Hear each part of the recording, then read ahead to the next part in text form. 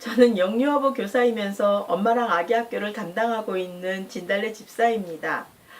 그동안 하나님의 창조 목적은 하나님이 영광을 받으시기 위해서라고만 알고 있었습니다. PSP 훈련을 통해 그분의 목적이 새 방향으로 향하고 있다는 사실을 알게 되었고, 그 내용은 한발 자전거로 방향을 잡지 못하고 코앞의 상황으로 비틀거리던 내가 세발 자전거를 타고 방향을 잡고 속도를 내며 주변을 넘어 그동안 보지 못했던 먼 곳까지 바라보며 달리는 듯한 느낌이 들었습니다. 그 목적에 내가 있다는 사실이 오늘도 나를 들뜨게 하였고, 순간순간 계시하시는 하나님의 영광을 민감하게 느끼기 위해 집중하는 시간을 경험케 했습니다. 저는 아기 학교를 통한 나의 작은 헌신이 나의 아이들에게 복으로 가길 바라는 마음도 있었습니다. 복에 대한 나의 짧은 생각은 PSP 훈련을 통해 완전히 달라졌습니다. 복의 목적지였던 나의 아이들은 하나님의 목적 그 자체였고, 열방을 향해 뻗어나가는 복의 전달자로 이미 부르셨다는 사실을 알게 된 것입니다. 이제 막연히 나의 아이들에게 복을 달라고 기도하는 것이 아니라, 나의 아이들이 사도적 열정으로 세상 앞에 증인이 되고 하나님의 관점을 알며 전환점의 역할을 잘 감당할 수 있게 해달라고 기도할 것입니다.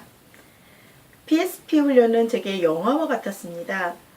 극본, 연출, 감독이 기획하고 제작한 영화를 수많은 사람들이 봅니다. 어떤 사람들은 전체적인 내용이나 제작 의도에는 관심이 없고, 여배우의 의상, 차, 장소 등에 관심을 쏟는 사람, 연기를 잘하네 못하네 하는 사람, 옥의 티를 찾는 사람 등 같은 영화를 보고도 각각 다른 생각들을 합니다.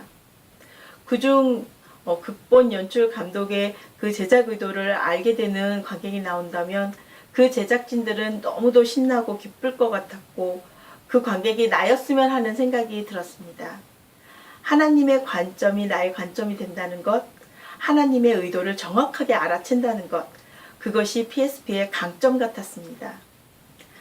처음 목고지 사역을 들었을 땐 크게 부담도 되었지만 다시 하나님의 관점으로 돌아보게 됩니다. 그동안 섬김이라고 했던 나의 사역은 내가 가장 익숙한 교회 안에서 나의 방식과 나의 중심으로 사람들을 오게 했습니다. 그러나 하나님은 세상 사람들이 있는 그곳에서 그들의 방식과 그들의 상황을 존중하면서 내가 섬기기를 바라시는 듯한 느낌이 들었습니다. 마치 하나님의 아들 예수님이 이 땅에 직접 오신 것처럼요. 세계 복음화를 향한 하나님의 열정 앞에서 개인적 신앙감과 가치관이 정말 큰 장애물이 될 수 있다는 것도 깨닫게 되었습니다. 세상을 만드시고 나를 만드신 하나님의 관점이 나의 관점이 된다는 이 엄청난 설레임은 목고지 사역을 통해서 조금씩 이루어질 것입니다.